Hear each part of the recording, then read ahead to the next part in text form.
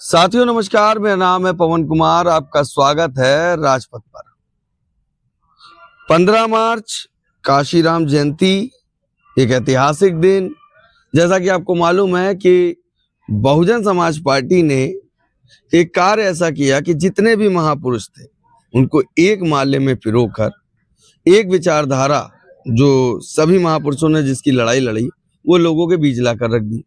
उसके बाद बहुजन समाज पार्टी ने अपनी सरकार बनाई उत्तर प्रदेश में। उत्तर प्रदेश की जब सरकार बनी तो पूरे देश में छा गई। इस वक्त मैं राजस्थान में मौजूद हूँ। कल जो मैंने वीडियो किया था उत्तर प्रदेश की राजधानी लखनऊ से किया था, जो कि आपने देखा होगा, नहीं देखा होगा उसको देखिएगा। इस वक्त मैं राजस्थान में मौजूद हूँ। हमारे साथ आपको दिखाई दे रहे हैं हरियाणा और पंजाब, चंडीगढ़ और राजस्थान की जिम्मेदारी संभाल रहे रणधीर सिंह बेनीवाल, केंद्र प्रभारी हैं, कई राज्यों की जिम्मेदारी है। उनके साथ सीपी सिंह आपको दिखाई दे रहे हैं। नए प्रदेश अध्यक्ष जो बनाए गए वो भी दिखाई दे रहे हैं। सभी से हम बात करेंगे, सारे वीडियोस आपको मिलेंगे। पहले रणधीर सिंह बेनीवाल जी से बात करेंगे। कार्यक्रम की जो जिम्मेदारी और तैयारी है इस पर बात करेंगे, क्योंकि मुझे याद है जब मैं हरियाणा के चुनाव कवर कर रहा था तो सुबह 7 बजे से रात 9 बजे तक के आकाश आनंद के साथ रथ यात्रा में देखने को मिलते थे। उसके बाद अगले दिन की कार्यक्रम की तैयारी में बिजी रहते थे।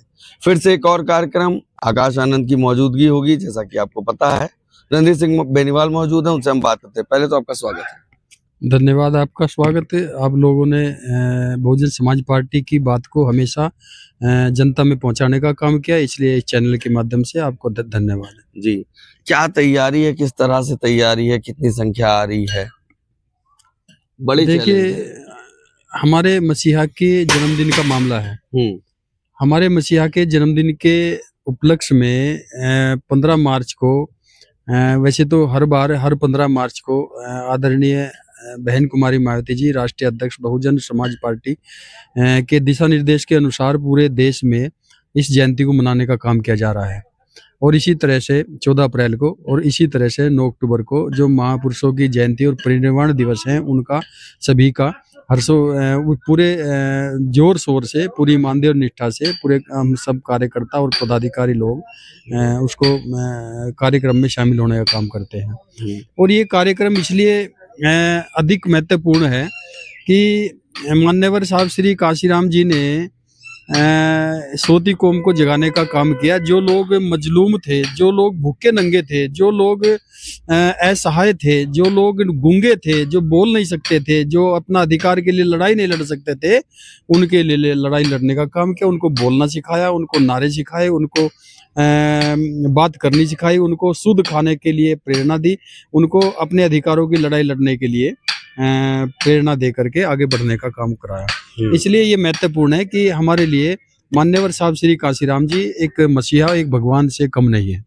और हमारे जो खास करके दलित समाज, वैसे तो सर्व समाज के लिए साहब ने काम किया है, लेकिन खास करके दलित समाज के जो लोग हैं उनको बहुत सारे नारे ऐसे दिए हैं जो जिसके माध्यम से उनको जगाने का काम किया है।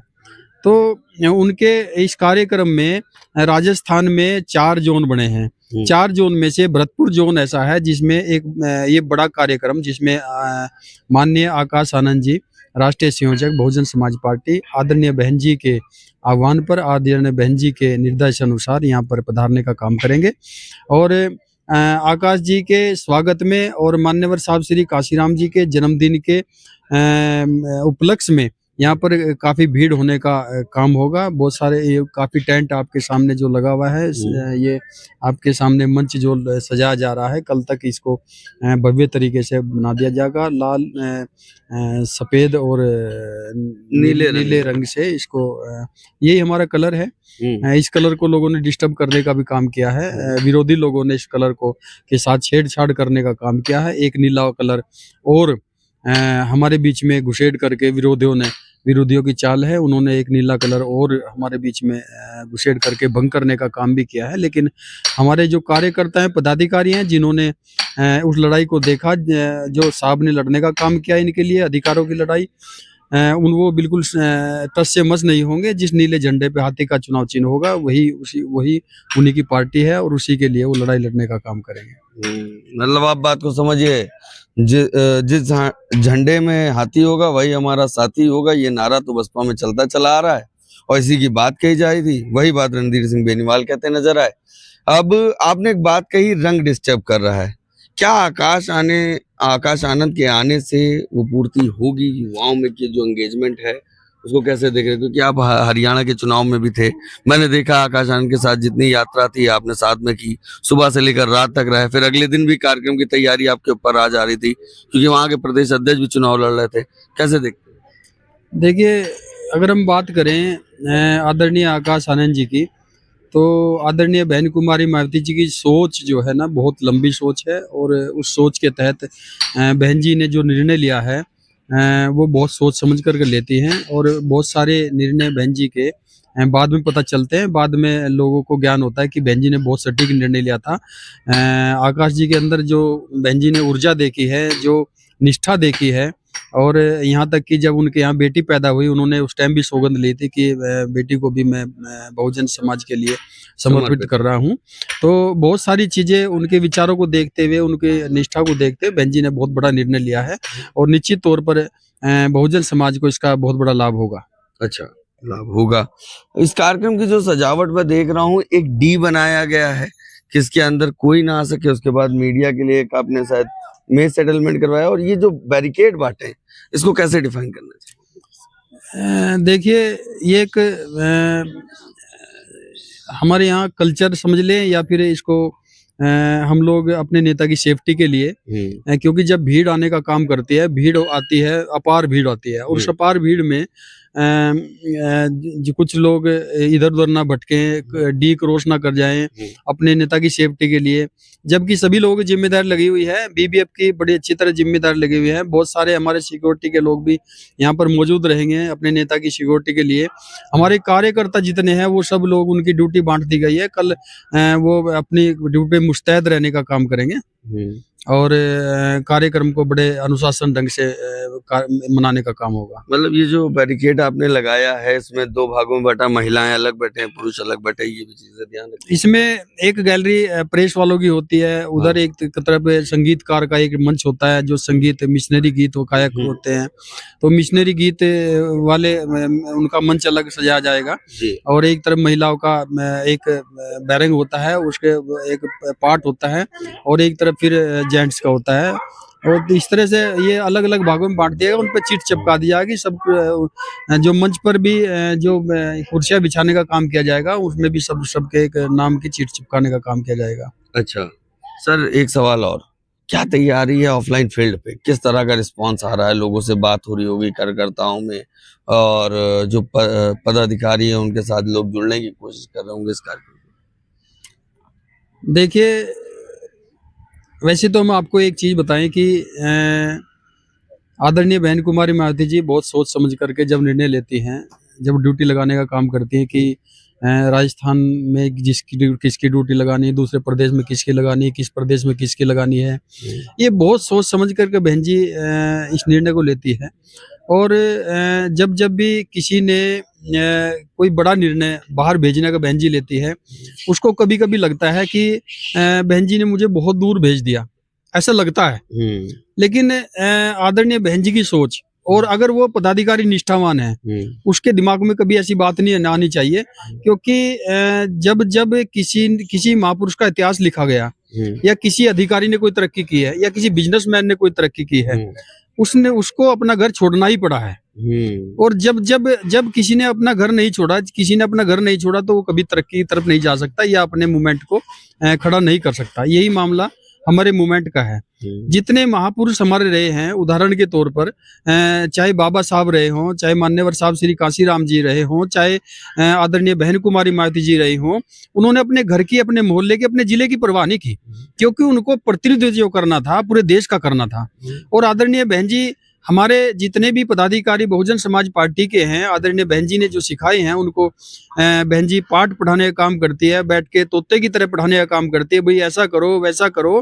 तो बहन जी उनको कैडर में ढालने का काम करती है, उनको बताने का काम करती है कि तुम्हारी जिम्मेदारी एक घर की नहीं है, एक जिले की नहीं है, तुम्हें उस प्रदेश में काम करना, तुम्हें उस प्रदेश में काम करना, तुम्हारी ड्यूटी वहां पे लगा रही हूँ, तुम्हारी ड्यूटी उस प्रदेश में लगा रही हूँ, ताकि उस प्रदेश को संभाला जा सके। और बहन जी उसी को बाहर भेजने का काम करती है अपने उनके जिले से, जो व्यक्ति कैडर में ढलावा हो, जो बहन जी के विश्वास में पूरी तरह से उनके विश्वास पे खरा उतर सके हो। मतलब आप कहना चाहते हैं ये एक चैलेंज होता है, मतलब नेता जिस पे भरोसा कर रहा है उस चैलेंज को कोशिश करते हैं पदाधिकारी कि उस निष्ठा के साथ उसे पूरा कर सकें, और रणधीर सिंह बेनीवाल लगातार करते नजर आ रहे हैं।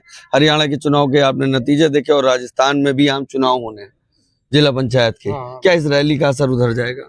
नहीं, बिल्कुल समय समय पे जो कार्यक्रम आदरणीय बहन जी के निर्देशानुसार करवाए जाते हैं उनका कुछ न कुछ मकसद होता है, हर चीज का मकसद होता है। तो खास करके बहन जी भी जिस चीज को लेकर के चलती है उनका भी खास मकसद होता है। राहुल गांधी का एक स्टेटमेंट कल से वायरल है, अगर कांशीराम साहब पंडित जवाहरलाल नेहरू के टाइम होते तो उन्हें मुख्यमंत्री बनाया जाता तो बसपा सुप्रीमो ने भी आज एक्स पर पोस्ट करते हुए कहा कि अगर यही विचार होते तो बाबा साहब को भारत रत्न और एक शोक के लिए छुट्टी, तमाम बिंदुओं को रखा। कैसे देखते? नहीं, बिल्कुल आदरणीय बहन जी ने जो ट्वीट कर दिया हम उस पे उससे सभी लोग सहमत हैं, सभी पदाधिकारी, सभी हमारे कार्यकर्ता सहमत हैं। नेहरू के टाइम पे उस टाइम पे नेहरू जी को एक मौका मिला था कि बाबा साहब से बड़ा विद्वान इस दुनिया में नहीं था, बाबा साहब से बड़ा ज्ञानी इस दुनिया में नहीं था। और बाबा साहब ने, जब बाबा साहब जिंदा थे, उनके सामने बड़ी से बड़ी शख्सियत, बड़ी से बड़ी ताकत झुक करके सलाम करके सलाह लेने का काम करती थी। और उनके बाद वो शक्ति इतनी बड़ी थी कि उनके बाद भी, जाने के बाद भी वो ऐसी काबिलियत अपने पीछे छोड़ गए, ऐसे निशानदेही छोड़ गए संविधान के नाम पे कि आज भी बड़ी से बड़ी शक्ति इस दुनिया की उस संविधान के सामने नतमस्तक होकर के सिर झुका के सलाह लेने का काम करती है। अच्छा, तो आपने बात सुना, तमाम बिंदु सामने निकल के आए कि 27 के चुनाव हैं, उसको लेकर विपक्ष फिर से हावी हो रही। कभी राम की बात हो रही थी, राम मंदिर की बात हो रही थी, अब कांशीराम की बात हो रही। कहीं ना कहीं 9 अक्टूबर की रैली, एक बड़ा जनाधार, एक बड़ी संख्या में बहुजन समाज का एक साथ आना कहीं ना कहीं एक चोट करते हुए नजर आ रहे हैं। नहीं, बिल्कुल मान्यवर साहब श्री कांशीराम जी, जब कांग्रेस की सरकार चल रही थी और कांग्रेस की सरकारों में एक तरफा सरकार कांग्रेस की थी, और आज का संघर्ष नहीं है, काफी दिनों के वो भी संघर्षशील, अपने संघर्ष के हिसाब से उन्होंने अपना संघर्ष किया है, लेकिन अब हमारे मूवमेंट को हमारे से नुकसान दिया है। मान्यवर साहब श्री कांशीराम जी ने जब अपने मूवमेंट को खड़ा किया, ये समझ लो कि सच्चाई तो यह है कांग्रेस से खत्म होनी शुरू उसी टाइम से हुई है। और जो लोग ये कहते हैं, आदरणीय राहुल जी, जो हम लोग उनको ये नसीहत देना चाहते हैं कि कांग्रेस को अगर कोई फायदा होना होता तो उसी टाइम पे मान्यवर साहब श्री कांशीराम जी उस टाइम रहे हैं, तो कोई फायदा देना होता तो दे सकती थी। लेकिन जब भी समझौता हुआ, एक समझौता 97 में मान्यवर साहब श्री कांशीराम जी ने कांग्रेस के साथ किया, लेकिन उस समझौते में कांग्रेस का कोई भी vote bank Bahujan Samaj party के हाथी चुनाव चिन्ह पर चढ़ नहीं पाया। और हाथी का जो वोट बैंक था, जो बहुजन समाज पार्टी का वोट बैंक था, वो पूरी निष्ठा और ईमानदारी से मान्यवर साहब श्री कांशीराम जी के और बहन जी के कहने से वो ट्रांसफर हो गया। मतलब आप समझिए सियासत गर्म हो चुकी है। जिस तरह से सियासती राजनीति में बहुजन समाज पार्टी को चैलेंज करते हुए तमाम पार्टियां दिख रही हैं, वहीं पर बसपा सुप्रीमो स्वयं जवाब देते हुए दिख रहे हैं। उनके पदाधिकारी या कह सकते हो उस पार्टी के सिपाही लगातार उनकी बात के साथ खड़े दिखाई दे रहे हैं। बने रहे हमारे चैनल के साथ, तब तक के लिए धन्यवाद।